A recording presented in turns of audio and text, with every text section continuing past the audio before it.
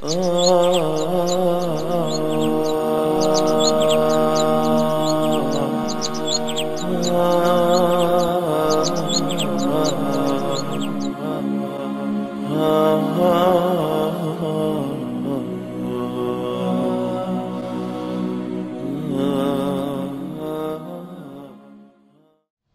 ini kita sudah sampai di 10 hari terakhir bulan yang dimuliakan Allah Subhanahu wa ta'ala. Kita masih diberikan naungan yang membuat kita tenang berada di rumah Allah. Tapi sampai masanya bangunan ini akan roboh. Wa takunul jibalu kal'ihnil manfush. Gunung-gunung seperti bulu kambing yang ditiup angin. Idza as-samaa'u fatarat, langit terbelah. Wa idzal kawakibu intatarat, planet bertabrakan. Wa idzal bi'aru fujirat, lautan diledakkan. Wa idzal quburu bu'thirat, semua yang dikubur akan dibangkitkan. Alimat nafsum ma qaddamat wa akharat. Hari itu barulah jiwa-jiwa sadar apa yang sudah dia lakukan. Di mana tempat bernaung? Pohon rindang tumbang, bangunan yang roboh, kokoh, hancur, berkeping. Saat itu manusia, wataran nasa sukara, kau sangka mereka mabuk, wa mahum bisukara, mereka bukan mabuk, walakinna adzaballahi syadid, tapi azab Allah amat sangat dahsyat. Siapa yang mendapatkan naungan Allah? Ada 2 orang yang mendapatkan naungan Allah. Rajulani, 2 orang. Tahabba fillah, berkasih sayang karena Allah. Ijtama'a alaih, bertemukan Allah. Wa tafarraqa alaih, berpisah pun karena Allah. Mereka dicari oleh Allah Subhanahu wa ta'ala. Hari ini kita mencari orang-orang penting. Hari ini kita mencari penguasa. Sampai masanya nanti Allah akan mencari mereka. Allah bertanya kepada mereka, ainal muta'abbuna bi jalali? Mana orang-orang yang dulu berkasih sayang karena aku, tidak menyakiti karena aku, tidak fitnah adu domba karena aku, tidak pernah menganiaya karena aku. Adhilluhum tahta dhilli, aku mau berikan naungan kepada mereka. Yauma la dhilla illa dhilli, hari itu tak ada naungan kecuali naungan aku. Allah mencari mereka bukan karena Allah tak tahu, Allah Maha tahu, tapi karena Allah ingin beritahu kepada siapa yang tak tahu dan siapa yang tak mau tahu bahwa ada yang mendapat naungan aku. Saat itu tak ada naungan kecuali naunganku, di bawah singgasana arasku, di bawah bayang-bayang singgasana kekuasaanku. Mereka adalah orang-orang yang berkasih sayang karena aku. Berkasih sayang karena kuasa akan sirna, berkasih sayang karena harta akan binasa, berkasih sayang karena suku. Berapa banyak orang akan dilepas pangkat jabatan sukunya karena melanggar pantangan suku. Tapi berkasih sayang karena la ilaha illallah, asyhadu an la ilaha illallah wa asyhadu anna Muhammadar Rasulullah. Apapun sukunya, apapun bangsanya, apapun rasnya, bagaimanapun warna kulitnya, dia adalah saudaramu. Itu yang diajarkan Nabi kita 14 abad silam, Sayyidina wa Maulana Muhammad sallallahu alaihi wasallam.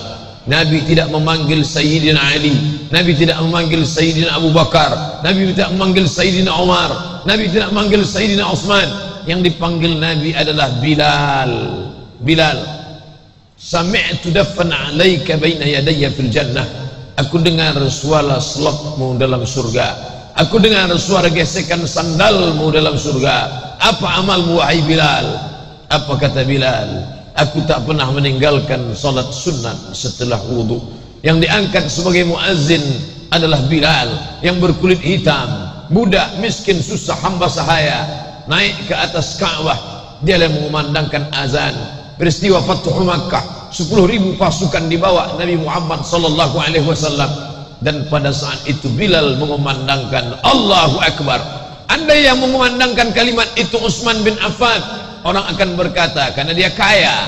Andai yang mengumandangkan itu Sayyidina Ali, orang akan berkata ya itu saudara sepupunya.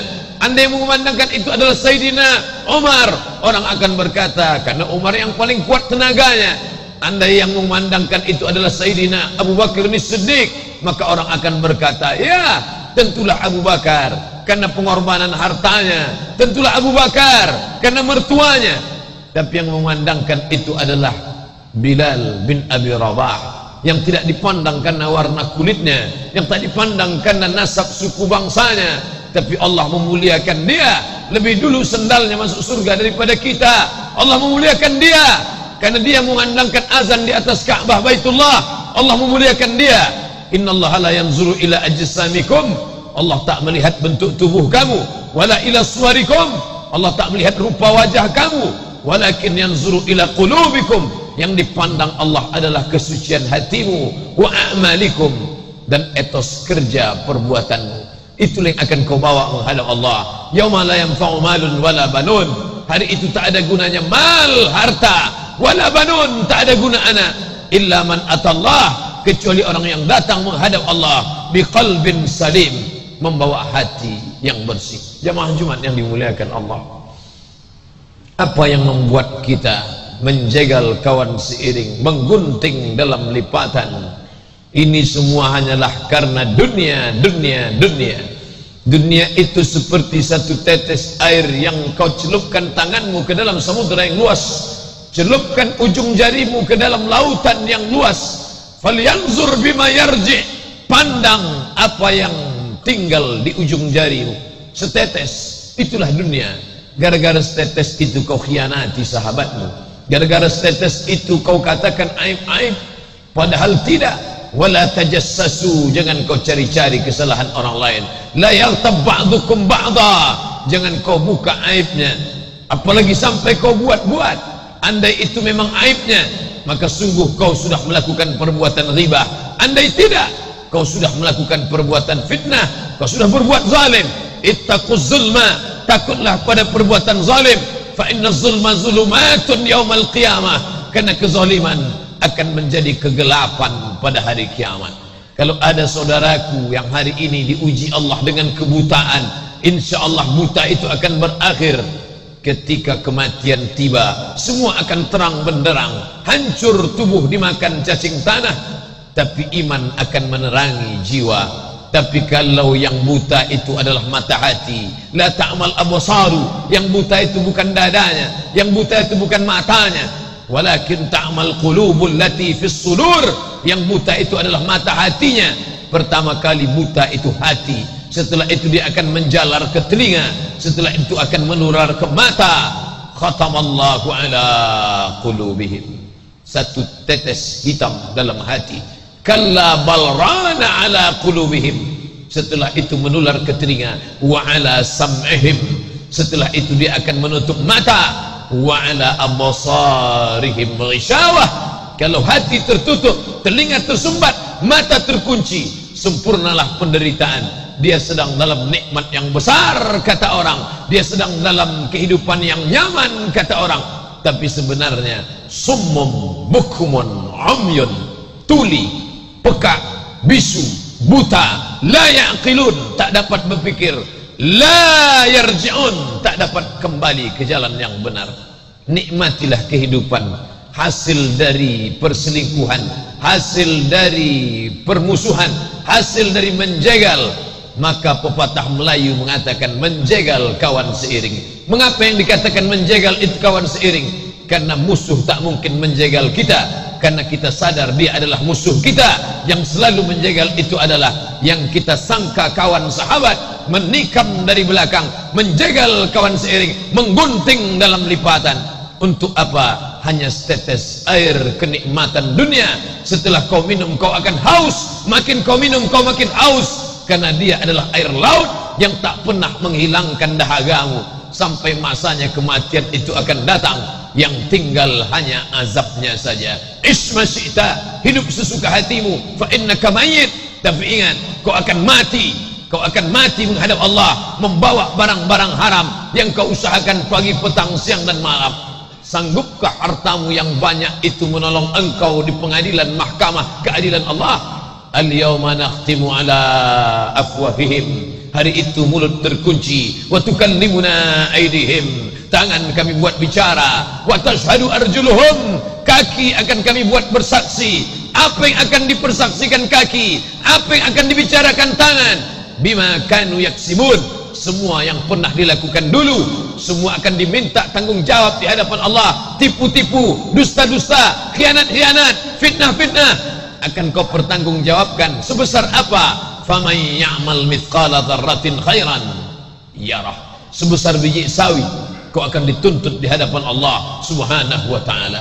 Bila kau berdosa kepada Allah, bila kau mengkhianati Allah, bila kau berbuat zalim pada Allah, insyaallah beristighfar, Allah akan mengampunkan segala dosamu. Ma min muslimin yuznibu dzamban, ada orang salah khilaf melakukan dosa, summa yatatahhar, mandi, berwudu, tayamum, suci, summa yusalli rak'ataini, salat sunat 2 rakaat, salat sunat taubat, summa yastaghfirullah, setelah itu dia minta ampun kepada Allah, illa ghafarallahu lah, Allah mengampunkan dosanya, putih, bersih, mati dalam keadaan taubat nasuha, seperti kain yang tak bernoda, tak ada bercaknya, tak ada silapnya, tak ada salahnya, tersenyum wajahnya, karena dosanya hanya kepada Allah semata. Tapi dosa kepada kawan, dosa kepada sahabat, pengkhianatan, bagaimana engkau meminta maafnya? Bagaimana kau akan mengembalikan hartanya? Bagaimana engkau akan mengembalikan nama baiknya? Apakah cukup dengan kata maaf? Apakah cukup dengan minal aidin wal faizin, mohon maaf zahir dan batin? Kau akan diminta tanggung jawab di hadapan Allah. Itulah yang dikatakan Nabi SAW, atadruna mal muflis, tahukah kalian siapa itu orang bangkrut? Sahabat menjawab, la mata' lahu wala dirham, la dirham lahu wala mata'. Orang yang tak punya uang, orang tak punya harta, itulah orang yang bangkrut. Bukan itu orang bangkrut. Ya'ti yaumal qiyamati bi salatin, datang dia menghadap Allah, salatnya banyak, salat tahajud, salat witir, salat duha, tahiyatul masjid, isyraq, awabin, salatnya banyak, wasiyamin, puasa Ramadan, puasa 6 hari bulan Syawal, puasa Senin Kamis, puasa Ayyamul Bait, puasanya banyak, wa zakatin, zakatnya banyak, infak, sedekah, tapi ternyata dia sudah mengkhianati sahabatnya, dia sudah menzalimi orang lain, dia akan dituntut di hadapan Allah. Ya'ti yaumal qiyamah, ukhizat hasanatuhu, diambil salatnya, diberikan pada orang yang dia aniaya, diambil puasanya, diberikan pada orang yang dulu memfitnahnya, diambil salatnya, diambil zakatnya, diambil hajinya, diambil umrahnya, faniyat hasanatuhu, akhirnya amal itu habis, walam yuqda alaih, tak selesai, yang menuntut masih banyak. Terlalu banyak sahabat-sahabat yang dikhianati, selalu banyak fitnah-fitnah bertebaran, terlalu banyak kata-kata kasar. Maka pada saat itu apa yang terjadi? Ukhidat khatayahum, diambil dosa mereka, turihat ilaih, dicampakkan kepada dia, summa turihat finnar, lalu dia dimasukkan ke dalam api neraka jahannam, khalidina fiha abada, kekal selamanya. Inilah orang masuk neraka bukan karena zina, masuk neraka bukan karena narkoba, masuk neraka bukan karena korupsi, masuk neraka bukan karena khamar, masuk neraka karena perbuatan aniaya kepada sesama hamba Allah. Ramadan mendidik kita lebih tinggi dari sekedar simpati, tapi kita merasakan empati. Apa yang kau rasakan saudaraku, itulah yang kurasakan. Kau lapar, aku juga lapar. Kau haus, aku juga haus. Kau marah, aku juga marah. Ketika cuaca mulai panas terik, gula darah turun, emosi naik, saat itu kita sama-sama menahan, sama-sama mengatakan in syatamahu ahadun, kalau ada orang berkata kasar, in qatalahu ahadun, kalau ada orang mengajak berkelahi, maka kau katakan 2 kali, inni shaim, inni shaim, aku sedang puasa, aku sedang puasa. Berapa lama ini dikendalikan? 30 hari lamanya, 29, 30 hari lamanya kau kendalikan hawa nafsu. Tapi kenapa kau rusak? Gara-gara nila setitik rusak susu sebelanga. Ini bulan pelatihan, bukan bulan penumpukan amal. Ini bulan mengkadar jiwa, karena kita selalu dikuasai oleh hawa nafsu.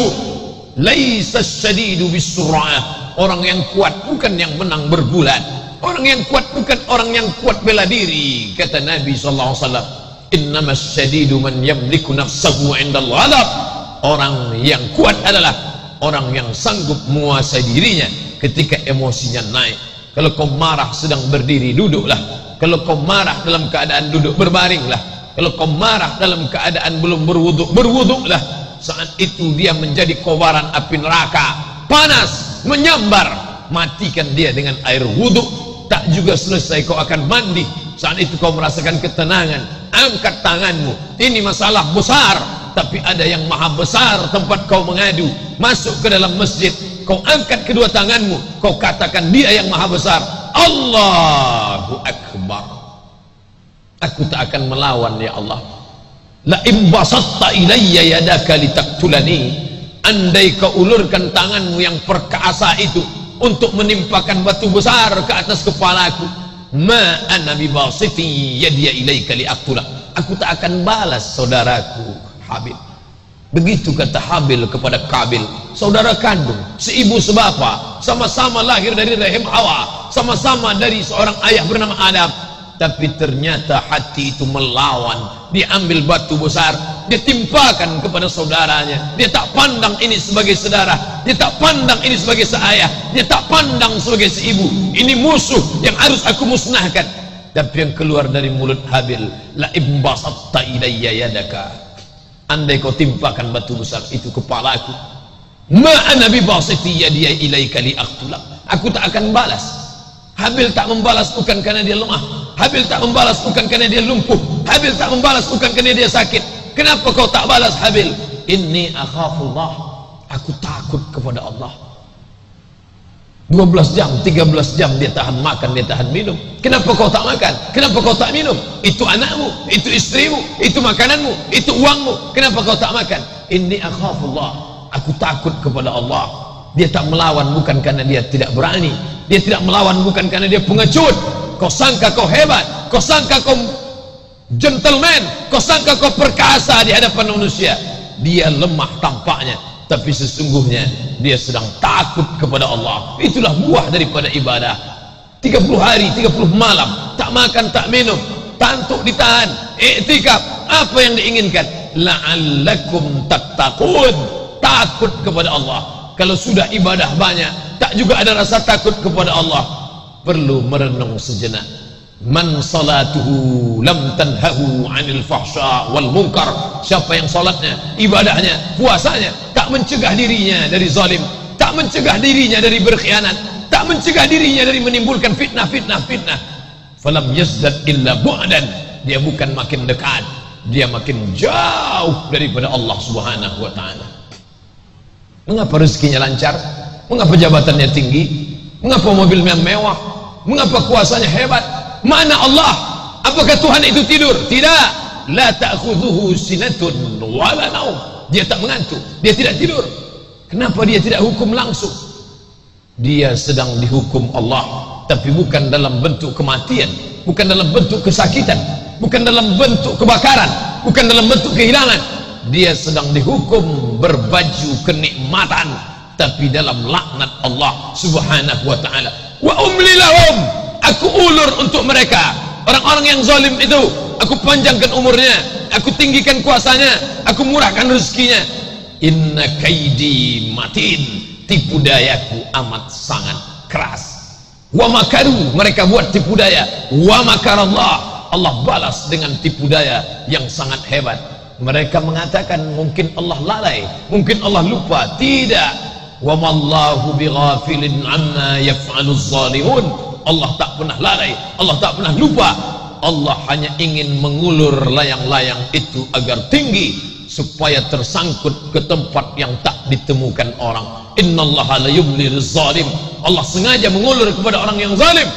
Hatta idza akhatahu lam yuflithu. Sampai ketika azab itu datang, maka tak ada satupun yang dapat menyelamatkannya. Kalau hari ini kita ditegur Allah dengan sakit, bersyukurlah. Hari ini ditegur Allah dengan keadaan kehilangan, bersyukurlah. Yang kita khawatirkan dosa, zalim, aniaya, fitnah, tapi tak ada satupun teguran.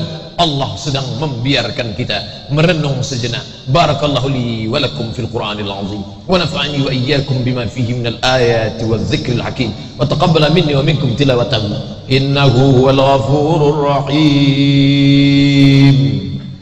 La ilaha illallah Muhammadun Rasulullah, alaihi salatullah wa alihi wal ahya أحباه